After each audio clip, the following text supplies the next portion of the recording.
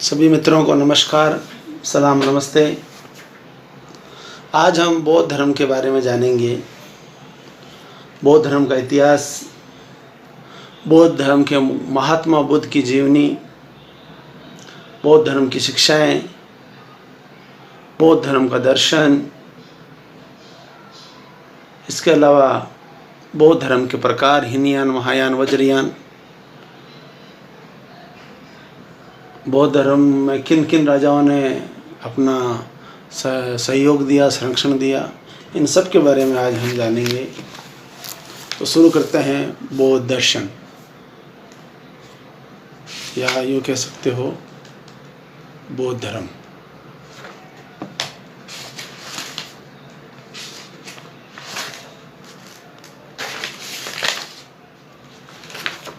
बौद्ध धर्म संस्थापक गौतम बुद्ध थे।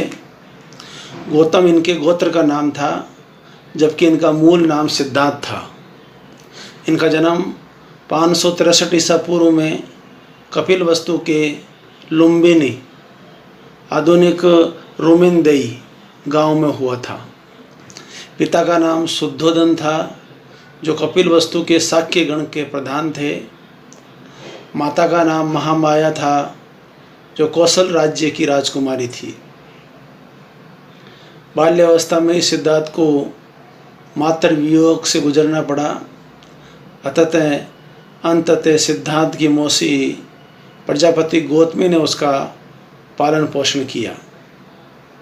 काल देवल तथा ब्राह्मण कौंडिन्य ने भविष्यवाणी की थी कि वह या तो चक्रवर्ती सम्राट बनेगा या महान सन्यासी। 4 दर्शनों ने गौतम के मस्तिष्क पर गहरा प्रभाव उत्पन्न किया। 1 नंबर बूढ़ा व्यक्ति, 2 नंबर बीमार व्यक्ति, 3 नंबर मृत व्यक्ति और 4था नंबर एक सन्यासी। गौतम बुद्ध की 16 वर्ष की आयु में ही शाक्य कुल की कन्या यशोधरा से विवाह कर दिया गया, जिससे एक पुत्र पैदा हुआ जिसका नाम राहुल था। सिद्धार्थ ने 29 वर्ष की अवस्था में गृह त्याग किया। अपने प्रिय रथी छन और प्रिय घोड़े कंदक के साथ उसने गृह त्याग किया। इस घटना को महानिभिष्कर्मण कहा जाता है। महानिभिष्कर्मण का प्रतीक चिन्ह घोड़ा तथा संबंधित पक्षों भी घोड़ा ही बताया गया है। सर्वप्रथम उन्होंने वैशाली में आलार कलाम का शिष्यत्व ग्रहण किया, जहाँ से उन्होंने तप की क्रियाओं तथा उपनिषद प्रतिपादित ब्रह्मा विद्या की शिक्षा प्राप्त की। परंतु महात्मा बुद्ध को संतुष्टि नहीं मिली। आलार कलाम सांख्य दर्शन के विद्वान थे। फिर उन्होंने गया में उद्दक राम पुत्र का शिष्यत्व लिया। यहाँ उन्होंने योग की शिक्षा ली, परंतु यहाँ भी उन्हें संतोष नहीं मिला।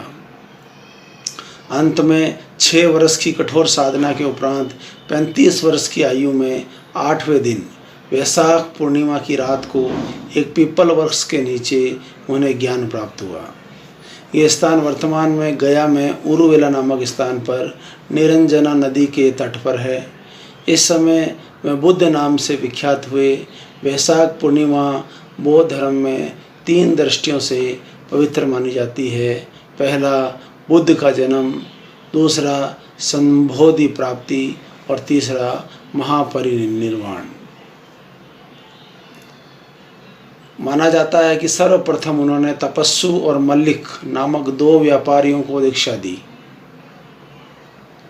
गौतम बुद्ध ने वर्तमान उत्तर प्रदेश के वाराणसी जिले में स्थित सारनाथ के ऋषिपत्तन मरगदाव में अपना प्रथम उपदेश दिया। उन्होंने 5 साथियों को ये उपदेश दिया जो गया से छोड़कर चले गए थे। इस घटना को धर्म चक्र प्रवर्तन के नाम से जाना जाता है। 5 साथियों की जो दीक्षा दी गई, इसे धर्म चक्र प्रवर्तन के नाम से जाना जाता है। सारनाथ में ही बुद्ध ने संघ की स्थापना की, जिसमें सर्वप्रथम बुद्ध के 5 साथी और बनारस के श्रेष्ठ यश और उसके 50 साथी थे। आगे उन्होंने 1000 भिक्षुओं का एक संघ बनाया जिसके नेता कश्यप थे। महात्मा बुद्ध ने अपने धर्म उपदेश के प्रचार के लिए दूरस्थ प्रदेशों की यात्रा की। उन्होंने पूर्व में अंग देश के चंपा, पश्चिम में कुरु देश, उत्तर में कपिलवस्तु, दक्षिण में कौशाम्बी तक की यात्रा की। संबोधि प्राप्ति के उपरांत वह गया में सर्वप्रथम काशी पहुँचे। काशी से बुद्ध उर्वेला पहुँचे, वहाँ से राजगृह पहुँचे जहाँ मगध नरेश बिंबिसार स्वयं उनका उपदेश सुनने पहुँचे। फिर भगवान बुद्ध कपिलवस्तु पहुँचे, वहाँ से वैशाली आए। वैशाली में 2 महत्वपूर्ण घटनाएं हुई। प्रथम, वैशाली की नगर वधू ने बुद्ध का शिष्यत्व स्वीकार कर लिया और आम्र वाटिका दान में दी। दूसरे, वैशाली में बुद्ध को मौसी प्रजापति गौतमी को संघ में प्रवेश देकर भिक्षुणी संघ की शुरुआत की गई। यानी प्रथम महिला जो बौद्ध भिक्षुणी बनी वो महाप्रजापति गौतमी थी। इसके पश्चात बुद्ध कौशल राज्य की राजधानी श्रावस्ती पहुँचे। यानी बुद्ध जो है कौशल राज्य की राजधानी श्रावस्ती पहुँचे। सबसे अधिक समय उन्होंने श्रावस्ती में बिताया। बौद्ध धर्म का सबसे अधिक प्रसार कौशल राज्य में ही हुआ। यहाँ बुद्ध ने 11 वर्ष वास व्यतीत किए। वे उज्जैन नहीं जा सके। महाकंचायन के नेतृत्व में उन्होंने अवंती राज्य में अपने शिष्यों का एक दल भेजा। अपने धर्म प्रचार के क्रम में समाज के सभी वर्गों से उनका संपर्क हुआ। बिंबिसार और प्रसेनजित जैसे शासकों, पूर्ण एवं अनाथ पंडित जैसे धनी व्यापारियों, जीवक जैसे चिकित्सक, सुनीत तथा वर्षाकार जैसे राजकर्मचारी, अंगुलीमाल जैसे डाकू, आम्रपाली जैसी गणिका, चंदू जैसा कारीगर आदि महात्मा बुद्ध के निकट आए। बुद्ध ने अपना 8वां वर्षाकाल मग्गो की राजधानी सुमसमार गिरी में व्यतीत किया। यहाँ वेदी कुमार उनका शिष्य बना। महात्मा बुद्ध के शासनकाल में ही मगध ने अजातशत्रु के नेतृत्व में वैशाली पर आक्रमण किया। कौशल के शासक विदुधान ने शाक्यों को पराजित किया। कौशल जनपद से ही प्रसिद्ध डाकू अंगुलीमाल का कथानक भी जुड़ा हुआ है। प्रारंभ में बुद्ध स्त्रियों के संघ में प्रवेश के विरुद्ध थे। बाद में उनके शिष्य आनंद के आग्रह पर प्रजापति गौतमी को संघ में प्रवेश दिया गया। वर्षा के मौसम को छोड़कर भगवान बुद्ध समूचे वर्ष एक स्थान से दूसरे स्थान घूमते रहते थे।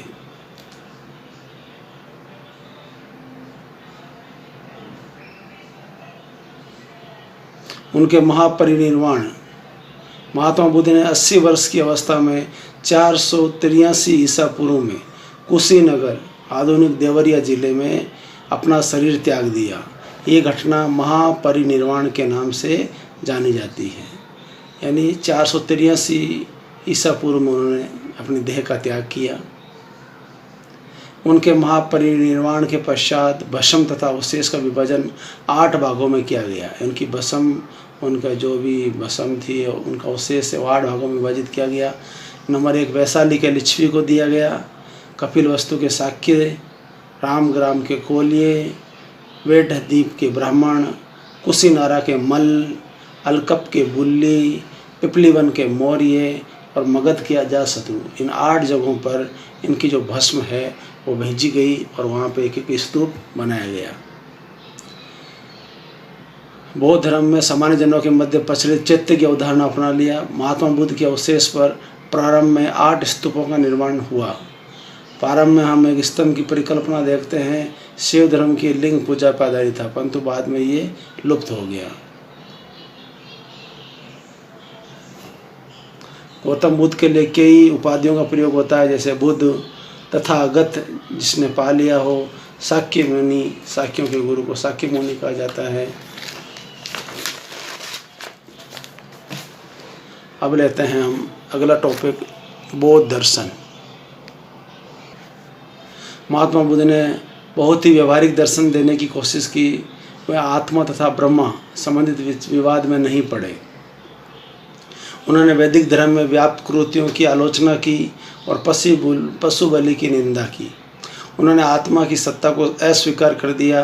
भारतीय धर्म के इतिहास में ये एक क्रांतिकारी कदम था। यहाँ तक कि जैन दर्शन में भी आत्मा की सत्ता को स्वीकार नहीं किया गया है। वह भौतिक और मानसिक तत्वों के साथ 5 स्कंदों में उन्होंने निर्मित माना शरीर को रूप, संख्या, वेदना, विज्ञान और संस्कार। इन 5 स्कंदों का भव्य वर्णन मिलिंद पन्हों के लक्षण सूत्र में मिलता है। बौद्ध दर्शन कर्म और पुनर्जन्म में विश्वास करता है। महात्मा बुद्ध ने सारनाथ में जो प्रथम उपदेश दिया उसमें प्रमुख रूप से 4 आर्य सत्य को प्रकाशित है। पहला दुख, दूसरा दुख समुदाय, तीसरा दुख निरोध, चौथा दुख निषेध गामिनी प्रतिपदा। पहला दुख संसार दुख है, दुख समुदाय, दुख का कारण तृष्णा है, इच्छा है, मोह है। दुख निरोध, दुख से मुक्ति के लिए तृष्णा का विनाश आवश्यक है। दुख निषेध गामिनी प्रतिपदा, दशा दुख मुक्ति के लिए उन्होंने 8 मार्ग दिए जिसे अष्टांगिक मार्ग कहा जाता है। सम्यक दृष्टि, सम्यक संकल्प, सम्यक वाक, सम्यक कर्मांत, सम्यक आजीव, सम्यक व्यायाम, सम्यक स्मृति और सम्यक समाधि। तो सम्यक दृष्टि में वस्तुओं के वास्तविक स्वरूप का ज्ञान, सम्यक संकल्प में आसक्ति, द्वेष और हिंसा से मुक्ति, सम्यक वाक में अप्रिय वचनों का त्याग, सम्यक कर्मांत में दान, दया, सत्य, अहिंसा का पालन, सम्यक आजीविका में सदाचार के नियमों के अनुसार आजीविका, सम्यक व्यायाम में दैनिक मानसिक व आध्यात्मिक उन्नति के लिए सतत प्रयास, सम्यक स्मृति में अपने विषय में सच्ची अवधारणा, सम्यक समाधि में मन व चित्त की एकाग्रता। उपयुक्त अष्टांगिक मार्ग में ही शील, समाधि और प्रज्ञा के सिद्धांत समावित है। शील के अंतर्गत सम्यक कर्म, सम्यक आजीविका आता है। समाधि के अंतर्गत सम्यक व्यायाम, सम्यक स्मृति, सम्यक प्रज्ञा के अंतर्गत सम्यक दृष्टि, सम्यक संकल्प, सम्यक वाक को रखा गया है। प्रतीते समुत्पाद, चेन ऑफ डिपेंडेंट ऑर्गेनाइजेशन। प्रतीते समुत्पाद बौद्ध दर्शन का सार है। ये द्वितीय तथा तृतीय आर्य सत्यों में निहित है। इसके अनुसार प्रत्येक कारण का एक कार्य होता है और प्रत्येक कार्य का एक कारण होता है। इसके अनुसार प्रत्येक कारण का एक कार्य होता है और प्रत्येक कार्य का एक कारण। एक कर्म के उत्पन्न होने से दूसरा उत्पन्न होता है तथा एक कर्म के विनाश से दूसरे कर्म का विनाश हो जाता है। महात्मा बुद्ध ने कार्य कारण श्रृंखला में 12 तत्वों को उद्घाटित किया है। नंबर 1 वो अविद्या, 2 संस्कार, 3 पे विज्ञान, 4 पे नाम रूप, 5 सलायतन, 6 स्पर्श, 7 वेदना, 8 तृष्णा, 9 पे उपादान, 10 पे भव, 11 पे जाति और 12 पे जरा मरण। बौद्ध धर्म का स्वरूप अनात्मवादी, क्षणिकवादी, अनिश्वरवादी और पुनर्जन्म में विश्वास जैसा था। बौद्ध धर्म के 3 रत्न बुद्धम शरणम गच्छामि, संघम शरणम गच्छामि, धम्मम शरणम गच्छामि। बौद्ध धर्म में भिक्षुओं के लिए 10 शील का अनुसरण आवश्यक बताया गया है। 5 शील उपासकों के लिए भी अनिवार्य किए गए हैं। दूसरों के धन की इच्छा नहीं करना, हिंसा से दूर रहना, असत्य नहीं बोलना, मादक द्रव्यों का सेवन नहीं करना, व्यभिचार नहीं करना, संगीत में नृत्य में भाग नहीं लेना, सुगंधित दरियों का उपयोग नहीं करना, असमय भोजन नहीं करना, सुखप्रद बिस्तर पर नहीं सोना, किसी प्रकार के द्रव्य का संचय नहीं करना। अब हम आते हैं बौद्ध संगीतियाँ। बौद्ध दर्शन में 4 बौद्ध संगीतियों का हमें विवरण मिलता है। इसका मूल स्रोत दीपवंश और महावंश पुस्तकें हैं। दीपवंश में प्रथम और द्वितीय संगीति के बारे में बता रखा है और महावंश में तृतीय बौद्ध संगीति। प्रथम बौद्ध संगीति 483 ईस्वी ईसा पूर्व महात्मा बुद्ध की मृत्यु के तत्काल पश्चात राजगृह की सप्तपणी गुफा में अजातशत्रु के काल में इसका आयोजन किया गया। इसके अध्यक्ष महाकश्यप थे। इसमें 500 भिक्षुओं ने भाग लिया।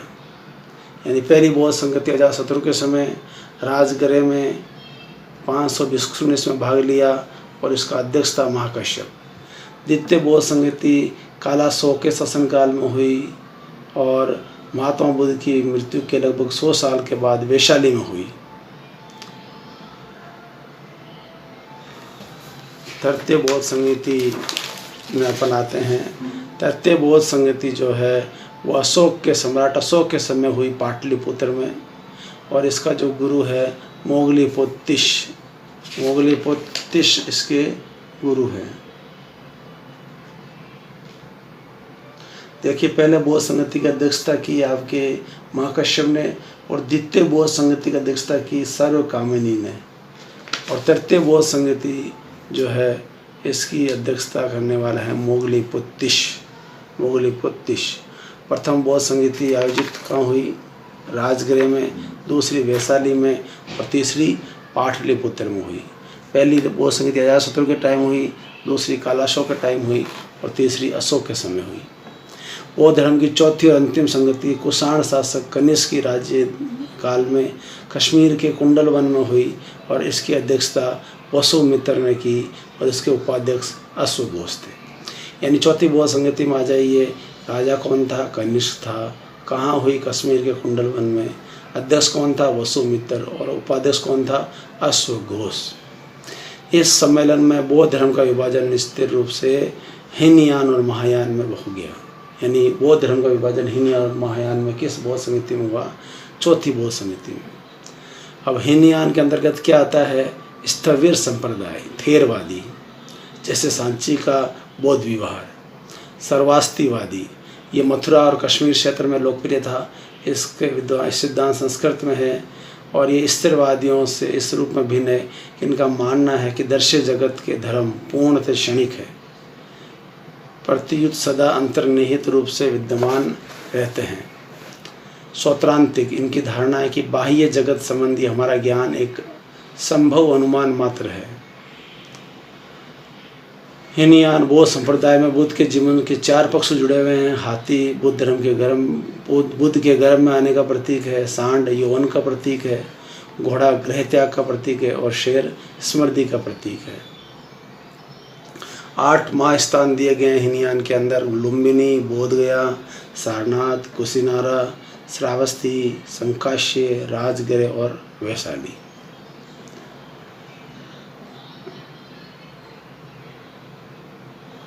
हीनयानियों के लिए बुद्ध शिक्षक थे, देवता नहीं। महत्वपूर्ण बात है कि हीनयानियों के लिए जो बुद्ध है वो शिक्षक थे, देवता नहीं थे। ज्ञान प्राप्ति बोधि वृक्ष नीचे वज्रासन मुद्रा में, धर्म चक्र प्रवर्तन माला चढ़ाया हुआ चक्रम पद यात्रा का प्रतीक, स्तूप मृत्यु का प्रतीक। महायान बौद्ध धर्म के विकास के 2 मुख्य भाग हैं: शून्यवाद या मध्यमिका, विज्ञानवाद या योगाचार। माध्यमिका या शून्यवाद नागार्जुन की देन है, और इन्होंने किताब लिखी माध्यमिक कारिका या सापेक्षवाद भी कहा जाता है। इस दर्शन के अनुसार प्रत्येक वस्तु किसी न किसी कारण से उत्पन्न हुई है, अतः वह शून्य है।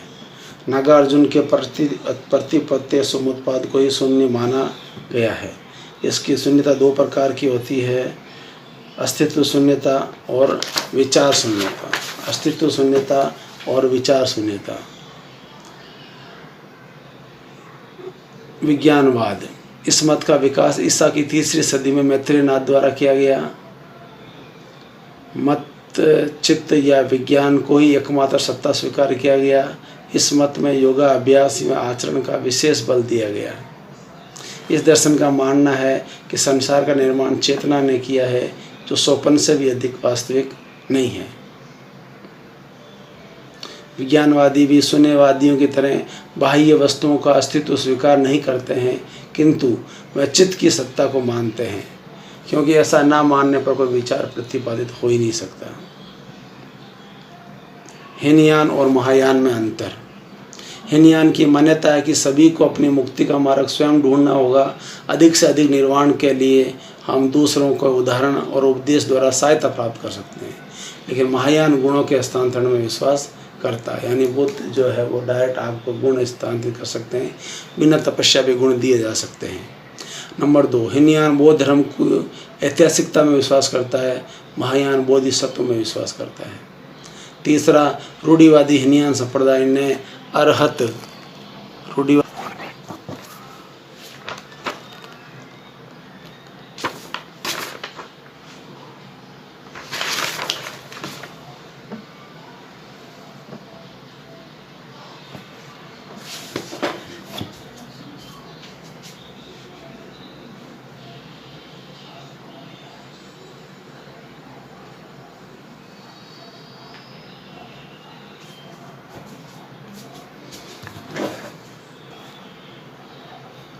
अब हम आते हैं त्रिपिटक साहित्य, सूत पिटक, विनय पिटक और अभिधम पिटक।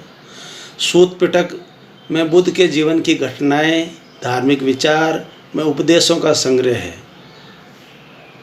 विनय पिटक में बौद्ध भिक्षु संघ का संविधान है। इस संघ में संबंधित नियम, इसके 4 भाग हैं: सूत विभाग, खंडक, परिवार और परिवार पाठ। अभिधम पिटक, ये पिटक उच्च धर्म व उच्च ज्ञान से संबंधित है। ये धर्म सूत पिटक के उपदेश के रूप में है। विनय पिटक में संयम रूप में है, वहीं अभिधम पिटक तत्व रूप में है। अभिधम पिटक में 7 ग्रंथ हैं: धम्मश्रेणी, विभग, धातु कथा, पुद्गलपति, कथावत, यमक और पठान।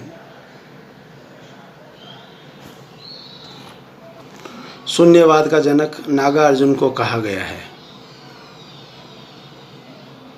शून्यवाद का जनक जो है नागार्जुन को कहा गया है। जातक ग्रंथ में भगवान बुद्ध के 84,000 पूर्व जन्मों की 500 से ज़्यादा कहानियाँ हैं। यह खुद्दक निकाय का 10वां ग्रंथ है और ये गद्य पद्य दोनों में निर्मित ग्रंथ है। प्रमुख बौद्ध विद्वान बुद्ध चरित्र। अश्वघोष जो है वो अयोध्या के निवासी थे और कनिष्क के समकालीन थे। इनकी जो किताबें हैं वो बुद्ध चरित्र है, सौंदरानंद है, सारीपुत्र प्रकरण है, सूत्रालंकार है, वज्र सूची है। इसके अलावा बहुत सारी इन्होंने किताबें लिखी है। अशंग है, आर्यदेव है, दिंगनाक है। हिनयान में महायान का प्रसार। हिनयान श्रीलंका, वर्मा, शाम, कंबोडिया, लाओस में फैला। महायान मध्य एशिया और चीन में फैला और वज्रयान चीन, तिब्बत और जापान में फैला। महात्मा बुद्ध की राजनीतिक सामाजिक दृष्टि। गौतम बुद्ध जाति आधारित सामाजिक व्यवस्था के विरोधी थे। उनका मानना था कि व्यक्ति क्रम से बड़ा और छोटा होता है। वे ऐसे शासन के पक्षधर थे जो दंड व शस्त्र के बगैर शासन करता हो। वे संपूर्ण भूमि राजा के अधीन देखना चाहते थे। उनका मानना था कि राजा केवल शांति व्यवस्था के लिए हो उत्तरदायी नहीं है, बल्कि उसका लक्ष्य आर्थिक विकास भी होना चाहिए। किंतु बौद्ध धर्म ने जाति व्यवस्था की कुप्रथा के विरुद्ध कोई कड़ा संघर्ष नहीं किया। बौद्ध धर्म में चंडालों तथा निषादों को अस्पृश्य घोषित किया गया। इस प्रकार आज हमारा जो टॉपिक है बौद्ध धर्म पूरा हो गया है। तो हमने पढ़ा बौद्ध धर्म जो है वो कितने, उसके महात्मा बुद्ध की जीवनी क्या थी। हमने ये भी पढ़ा कि महात्मा बुद्ध को किस किस ने सपोर्ट किया, किस राजा ने उसका सपोर्ट किया। इसके अलावा हमने पढ़ा बौद्ध धर्म का दर्शन पढ़ा, 4 आर्य सत्य पढ़े, अष्टांगिक मार्ग पढ़ा। इसके अलावा हिनयान और महायान में अंतर पढ़ा। तो इनमें से कोई ना कोई प्रश्न जो है वो जीके में भी पूछा जाता है और आपके जो कक्षाओं के कोर्स के लिए भी ये बहुत ही उपयोगी है। इसी के साथ मैं विदा चाहूँगा आपसे। बाय बाय, फिर मिलेंगे चलते चलते। सलाम, नमस्ते, जय हिंद, जय भारत, नमस्कार। आप इस वीडियो को आराम से सुनें और बौद्ध धर्म के बारे में जानकारी प्राप्त करें। और मैं ये भी चाहूँगा कि आप हमारे सब्सक्राइब बटन को दबा दें और वीडियो आपको उस लिंक पर प्राप्त होते रहेंगे। जय हिंद, जय भारत।